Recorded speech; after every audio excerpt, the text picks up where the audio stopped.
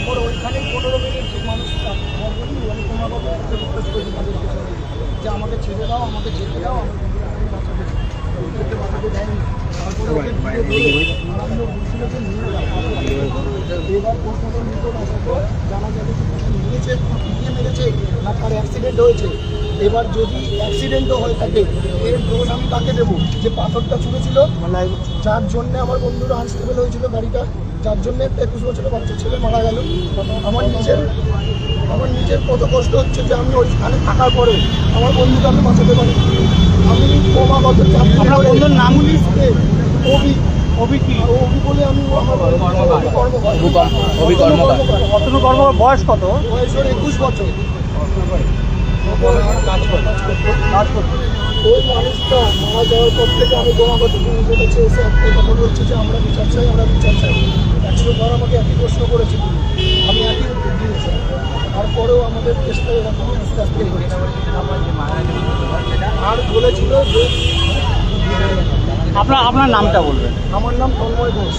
আপনি ওর কে? আমার নাম সুভাষ ঘোষ। আপনার আমার গাড়িটা তারা ওখানে নিয়েছিল জোর জবরদস্তি, আমার ফোন নিয়েছিল। তারপরে আমার বাবা আসার পর আমার ফোন আর গাড়ি, মানে ফোনটা শুধু দিয়েছে, গাড়িটা পুলিশের কাছে দিয়ে দিয়েছে। গাড়ি এখনও পুলিশের কাছেই আছে। আমার গাড়িতে আমি কোনো অ্যাক্সিডেন্ট করিনি, আমি পুলিশকে এই কথাও বলেছি।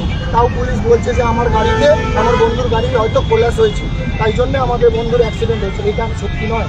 আমার গাড়ি আপনারাও চেক করতে পারেন, ওইখানকার পাড়ার সদস্য যারা রয়েছে তারাও দেখেছে আমার গাড়িতে কোনো দাগ ছিল না, আমার গাড়ির কোনো অ্যাক্সিডেন্ট হয়নি।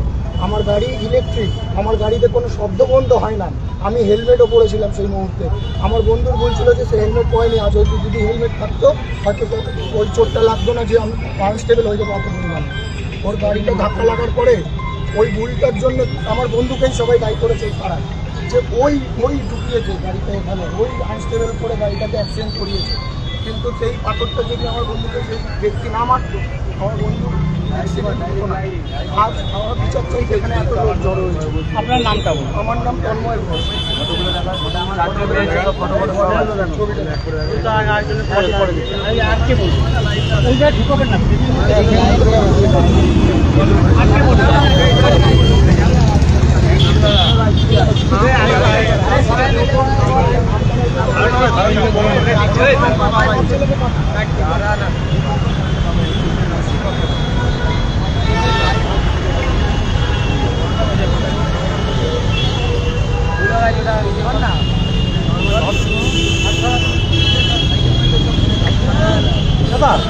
কি করে মারা গেল ছেলেটি?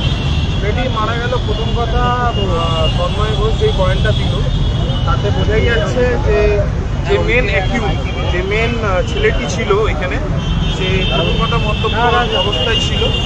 আর ওকে প্রথমে কিছুটা মারা হয়েছে, কিছুটা মারার ফলে সে ডিসব্যালেন্স হয়ে যায়। ডিসব্যালেন্স হয়ে ও একটা জায়গায় গিয়ে ধাক্কা মারে। তারপর ওইখানকার যারা স্থানীয় বাসিন্দারা ছিল তারা তো বেরিয়ে ওকে মারধরই করে, মানে ওর 70% ব্রেন ড্যামেজ যখন হয়েছিল মেন জায়গাটায়, মানে ধাক্কা মেরে।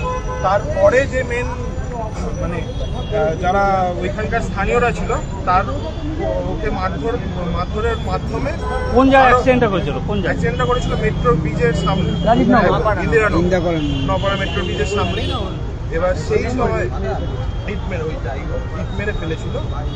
তারপরে যেই মারধর ওর যে মাধ্যমে যে ইয়েটা ছিল, মাধ্যমে যেই ওর ব্রেনের যে ড্যামেজগুলো হয় তাতে ও অনেকটাই অসুস্থ, মানে অচৈতন্য অবস্থায় পড়ে থাকে।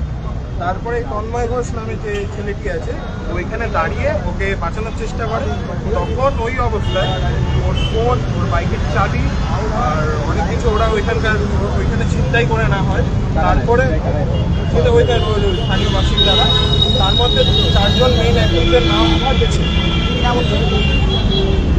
তাদের ফটোগুলো আগে দেখি। ফটোগুলো হচ্ছে, এর নাম হচ্ছে নগর, এই টিমটা মেরেছিল, আর তার সাথে এর নাম হচ্ছে বিকল্প।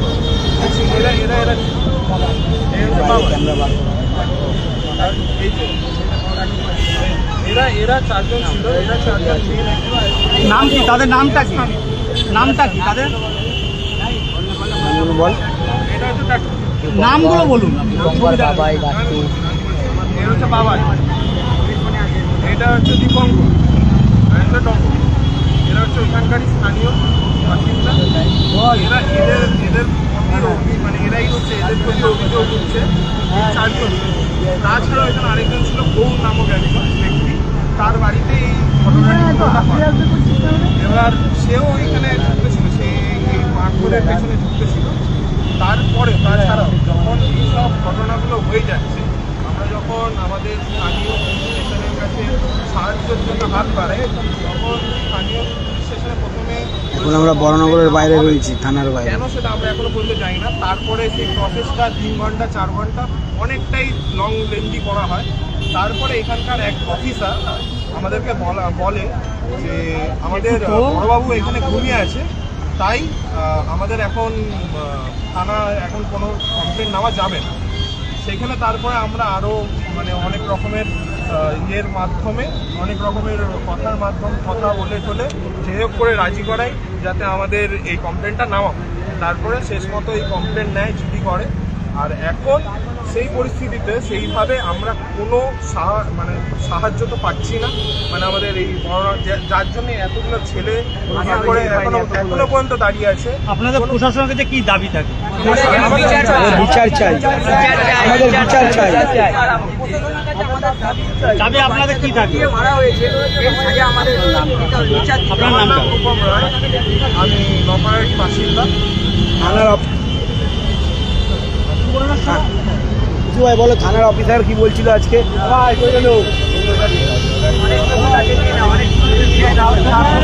আমরা সবাই বড়নগর থানার বাইরে আছি, দেখতে পাচ্ছ বড়নগর থানা।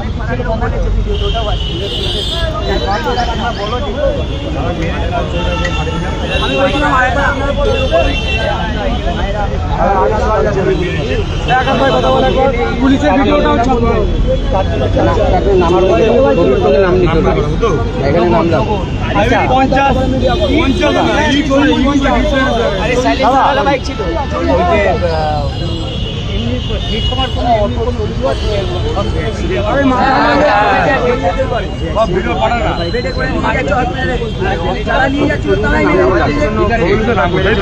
আর যে মারা গেছে তার নাম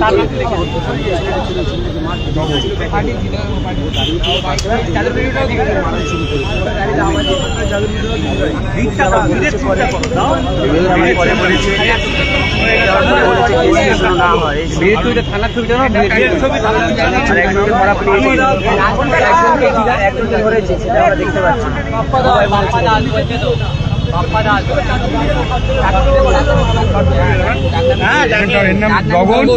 ওই যে পুলিশটা মেন মাথা, যা আছে ছবি আপনাদের।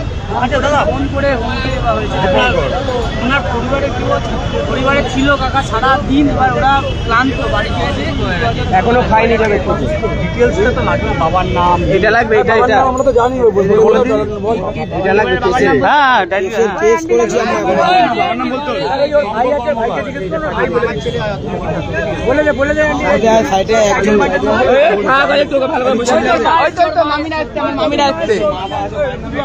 এখানে আসুন, কাকিমা এখানে আসুন।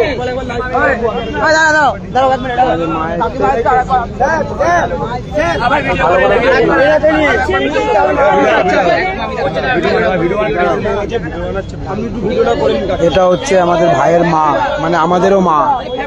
এই মায়ের কোল খালি হয়েছে, এর বিচারটা তো আমরা নেবই। এই মায়ের কোল খালি হয়েছে মানে আমাদেরও মা, এর বিচারটা তো আমরা নেবই। এর বিচার চাই। ভাইয়ের মা মানে আমাদের মা, এর তো বিচার চাই।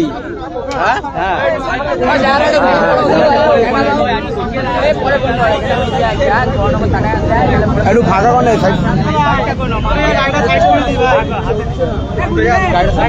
এটা হলো আমাদের ভাইয়ের মা।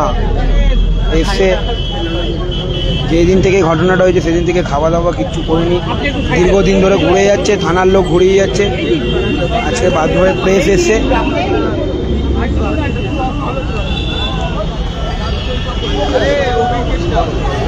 তোমাকে করতে হবে না, আমি দিয়ে দেবো তো।